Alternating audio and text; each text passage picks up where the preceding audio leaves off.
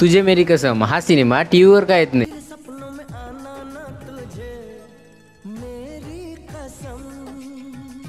मित्रांनो, तुमच्यातल्या बऱ्याच जणांनी हा चित्रपट नक्कीच पाहिला असेल, पण फक्त थिएटर्समध्ये. हा चित्रपट आतापर्यंत टीव्हीवर आलेला नाही आणि नाही की एखाद्या OTT प्लॅटफॉर्मवर अवेलेबल आहे. पण का, याचं उत्तर आपण आजच्या व्हिडिओमध्ये जाणून घेणारच आहोत. पण त्याआधी जर तुम्ही चॅनलवर नवीन असाल तर एक सबस्क्राईब करून नोटिफिकेशन बेलवर दाबायला विसरू नका. 3 जानेवारी 2003 साली बॉलिवूडमध्ये 2 नवीन चेहऱ्यांचं पदार्पण झालं. ते म्हणजे रितेश देशमुख आणि जेनेलिया देशमुख.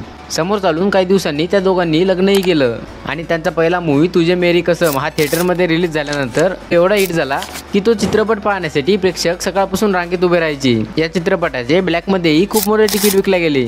एवढंच नाही तर काही ठिकाणी हा चित्रपट पाहण्यासाठी थिएटरच्या दरवाजे तोडण्याचीही नोंद आहे. मग एवढा हिट झालेला चित्रपट आतापर्यंत टीव्हीवर का नाही आलाय? दिलवाले दुल्हनिया ले जाएंगे या चित्रपटानंतर सगळ्यात जास्त गाजणारा हा तुझे मेरी कसम हा चित्रपट होता. सिनेमा आजही थिएटरमध्ये लागतो आणि आजही सिनेमा पाहण्यासाठी प्रेक्षक भरपूर गर्दी करतात.